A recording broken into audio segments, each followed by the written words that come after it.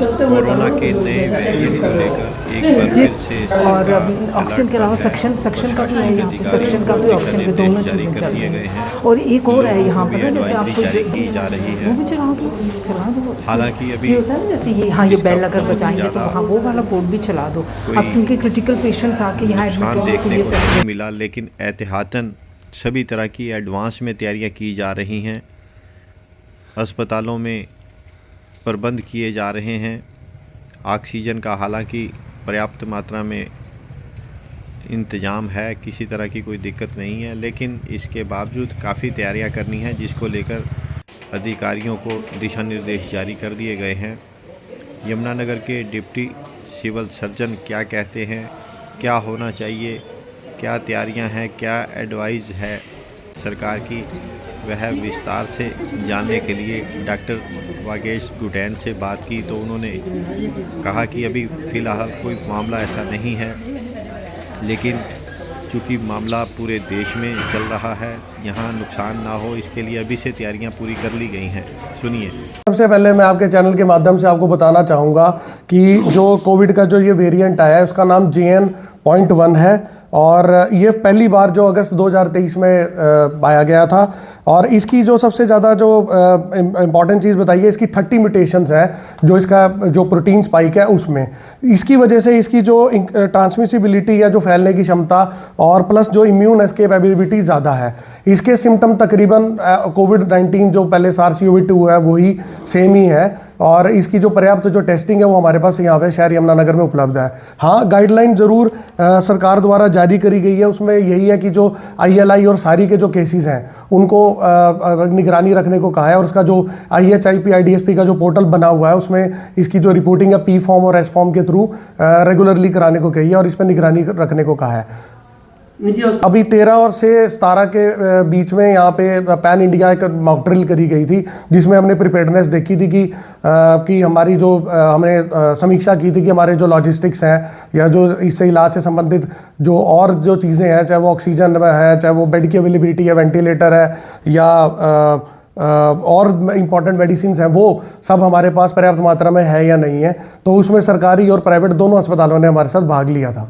अभी देखिए, मैं आपको पूरा जो मॉक ड्रिल का जो डाटा है हमारा, मैं आपको उसके बारे में जानकारी देता हूँ। हमारे टोटल बेड्स जो हैं सरकारी और प्राइवेट मिला के 909 है और जिसमें कि ऑक्सीजन जो सपोर्टेड है वो 488 है और ICU बेड्स 144 है, वेंटिलेटर्स 75 हैं और नेबुलाइजर्स 131, पल्स ऑक्सीमीटर्स 251 और ऑक्सीजन कंसनट्रेटर्स जो है वो 299, ऑक्सीजन सिलेंडर B टाइप और D टाइप दोनों मिला के 662 और 4 हमारे पास PSA प्लांट्स हैं।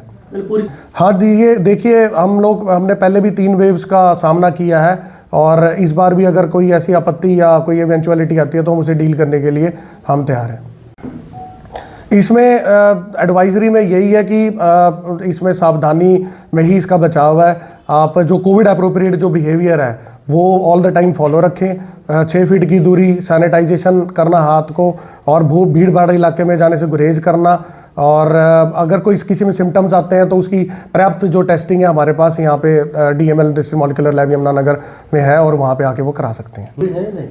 देखिए, मास्क लगाने से डेफिनेटली सावधान बचाव तो होगा ही और अगर सिम्टम आते हैं उस मरीज़ को तो ज़रूर लगाना चाहिए और अगर भीड़ भाड़ इलाके में जाएँ तो मास्क लगा के ज़रूर जाएँ। जो आने वाला है केरला से शुरू हुआ, पंजाब में कहा जा रहा है कि एक शायद कैजुअलिटी भी हो गई है, तो हरियाणा सरकार है जिला यमुनानगर की क्या तैयारी है? इसमें पूरा सिर्फ यमुनानगर हरियाणा ही नहीं, पूरा देश इस बारे में सजग है, चिंतित है। भारत सरकार भी, हरियाणा सरकार भी। यूरोप में किसी देश में पहले आया था, कोई हेड ऑफ द नेशन को किसी को हुआ था, ऐसा संज्ञान में आया, फिर केरला में केसेस रिपोर्ट हुए हैं। वो नया वेरिएंट ये आया है जो इक्का दुक्का केस देश में भी आ गया।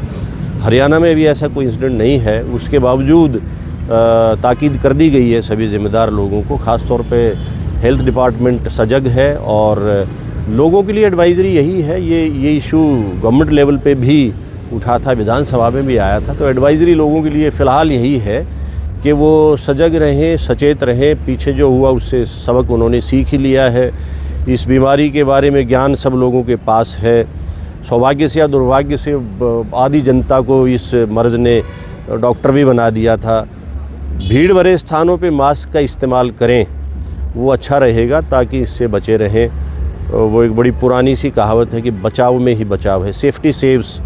तो यदि हम बचाव कर लेंगे तो कोई ऐसी नौबत आएगी नहीं जिससे कोई कष्ट झेलना पड़े।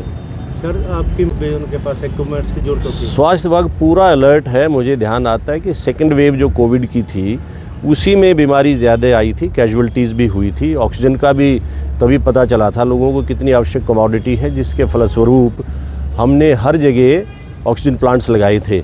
यहाँ पे भी अस्पतालों में ऑक्सीजन प्लांट्स लग गए हैं जो चालू हैं और फंक्शनल हैं। सब तरह के वेंटिलेटर्स, दवाइयाँ, बेड्स, सब कोई कमी किसी टाइप की नहीं है। हेल्थ डिपार्टमेंट, ज़िला प्रशासन, हरियाणा सरकार बिल्कुल तैयार है इससे निपटने के लिए। ठीक है।